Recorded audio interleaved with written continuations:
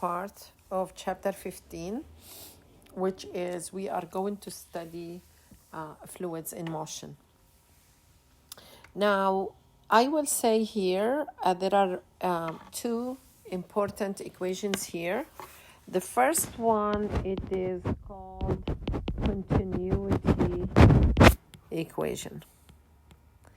And what does it mean? Continuity tells us that whatever the volume of the fluid in a pipe passing a particular point per second, the same volume must pass every other point in a second. Then when I will say there is a tube here and that tube get maybe narrower or wider, now we call here the flow rate is constant. If flow rate here, Q, we use for it, and there are we can say mass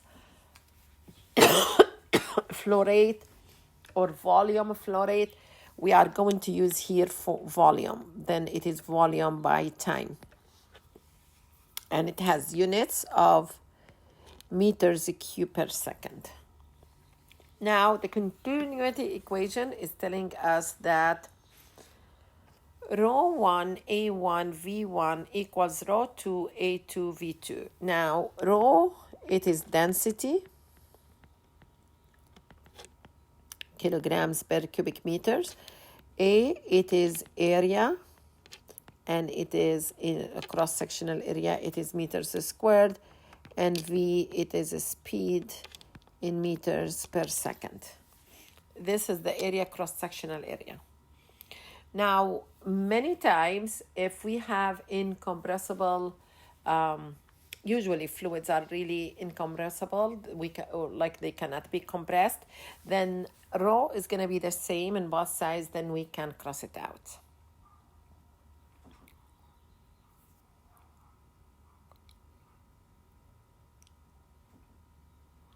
Okay, then my equation is going to be A1 V1 equals A2 V2.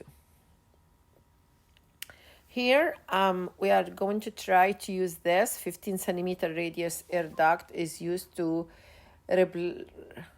replenish the air of a room that is 90.2 meters times 5 meters times 4.5 meters every 16 minutes. How fast does air flow in the duct? First, we need to find the volume, and then after finding the volume, we will be able to calculate what is the flow rate. And the flow rate also equals A times V, and A, it is pi r squared, and from that we will be able to calculate V, the speed, as 3.1 meters per second.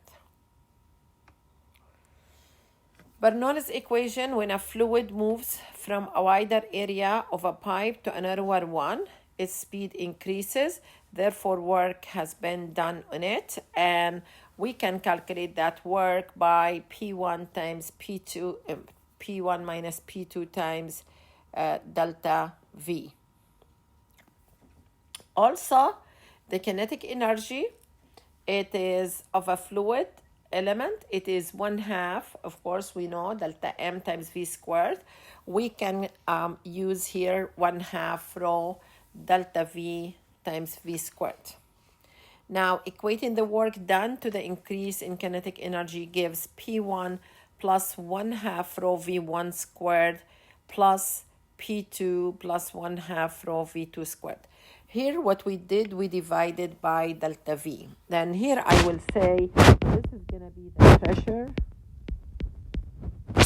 This one here, it is kinetic energy per unit volume. Now, if there is also a change in the elevation, then we are going to add another a term, which is rho g times y. I will say in general, okay, these are really special cases. In general, Bernoulli's equation, it is talking about three things here: the pressure, the kinetic energy per unit volume, and the potential energy per unit volume. Okay, then this is the most general. Most of the time, you're going to get terms that they're going to cancel. They're going to be zero. We will see what are really the special cases. You need to siphon water from a clogged sink. The sink has an area of 0.48 square meters and is filled to a height of 4 centimeters. Your siphon tube rises 50 centimeters above the bottom of the sink and then descends 100 centimeters to a pail. The siphon tube has a diameter of 2 centimeters. Assuming that the water enters the siphon tube with almost zero velocity, calculate its velocity when it enters the pail. All right? Now, I can say the pressure of the sink equals the pressure of the pail, and the velocity of the sink is zero. Okay, now why the two pressures are the same? Because if you look here at the tube, it is immersed in water, and here it is immersed in water. Then the pressure in both is the same. I can write Bernoulli's equation in its general form. P sink plus 1/2 rho V sink squared plus rho G Y sink equals a pressure of pail plus 1/2 rho V pail squared plus rho G Y pail. I can get rid of the pressures because they are the same. I can get the density out, and then finally I know that V sink equals zero. Then I will be able to calculate VP to be 3.1 meters per second. Estimate how long it will take to empty the sink. Here I will use the continuity equation. This is the most general form of it. And then here I'm gonna cross the density. And then finally I will find the relation V sink divided by T equals ATV2. Okay, from that I can find the velocity of the sink, and after that I can use this to calculate the time. Okay, these are the two equations that I'm gonna use.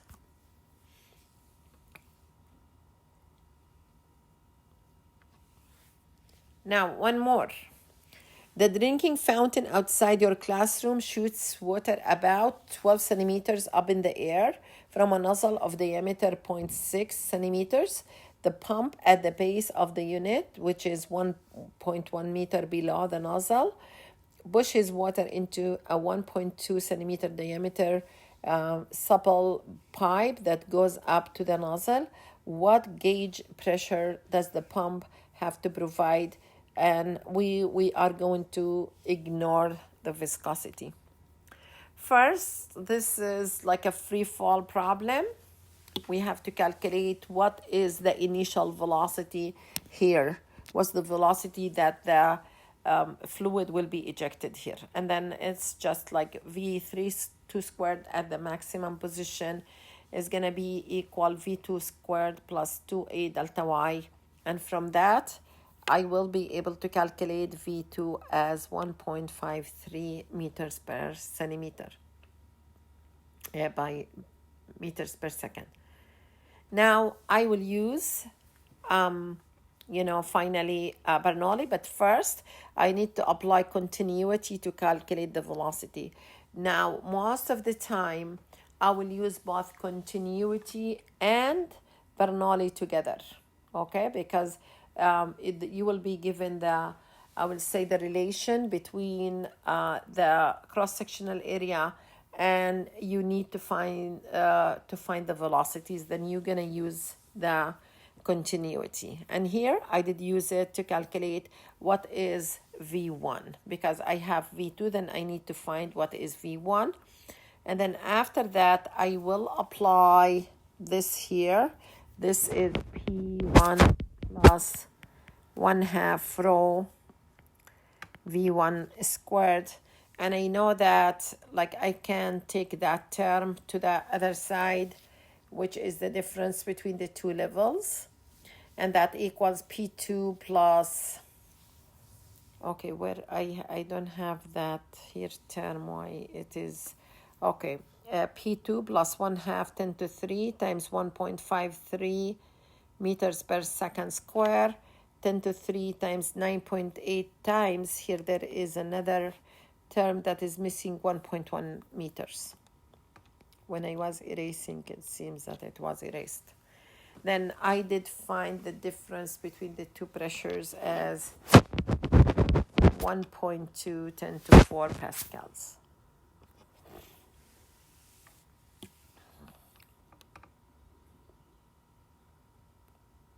Now, Bernoulli effect is simple to demonstrate. All you need is 2 sheets of paper, hold it by the end, and so that you will be horizontal if it were stiff, and blow across the top of the paper with rice. Or like, you can have 2 sheets of, not 2 sheets, small pieces of water, paper. If you will blow air very fast between them, they're gonna come closer to each other. There are many things that I want you to look at the applications of Bernoulli's equation. Like here, if a hole is punched in the side of an open container, the outside of the hole and the top of the fluid, they are both at atmospheric pressure. And since the fluid inside the container here is gonna be having higher pressure, then the fluid has a horizontal velocity as it exits. Okay, and I can show you here, this is a problem where we are going to use a special case of Bernoulli, where the two pressures, they're gonna be equal, and then they're gonna cancel, and then I will say 1/2 V1 squared minus V2 squared equals G y2 minus y1. I will be able to find what is the velocity of the fluid as it is moving out of the opening.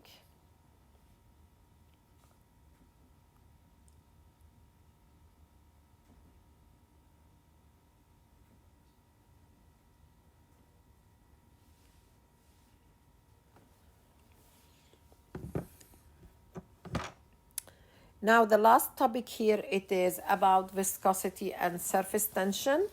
Now viscosity, when we talk about let's say fluids, we are talking about, this is the type of the friction that is going to be between the layers of, or like the surfaces of the fluid. A viscous fluid will have zero velocity next to the walls and maximum velocity in the center.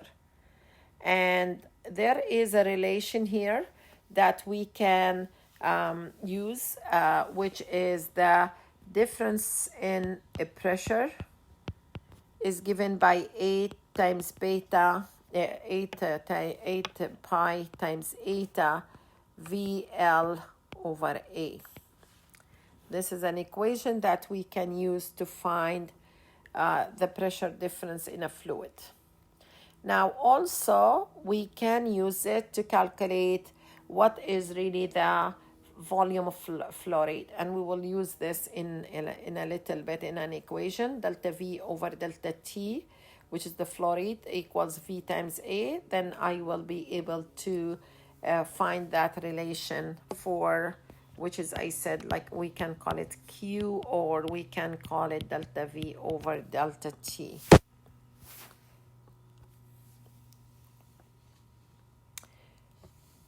Okay, now note the dependence of the fourth power of the radius of the tube.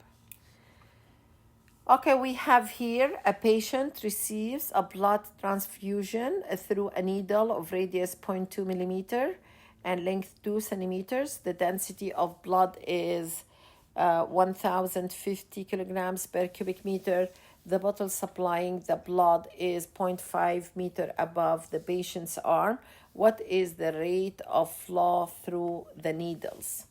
Okay, first we need to find what is really the difference in pressure. It is rho GH. This is the expression for it. And then I'm gonna substitute this here. And I have all the numbers given to me. Eta was given as 2.72 10 to minus 3. And then I will be able to calculate 6 10 to minus 8. Okay, the unit here, it is, oh, I forgot the unit, meters cube per second. Now, a molecule in the center of a liquid drop experience forces in all directions, then they're gonna cancel. However, it's gonna be, if it is gonna be on the surface, it's gonna experience a net force toward the drop. This pulls the surface inwards so that its area is the minimum. This is what is called the surface tension. Since there are forces tending to keep the surface area at a minimum, it tends to act as if like a spring. The surface acts like there it is elasticity. This means that small dense objects such as insects and needles can stay on top of water even though they are too dense to float. This is the reason why you will see a mosquito that is really, walking on the surface of the water. Okay, this is the summary of the chapter. And that's it for this chapter. Thank you, and see you soon in chapter 16.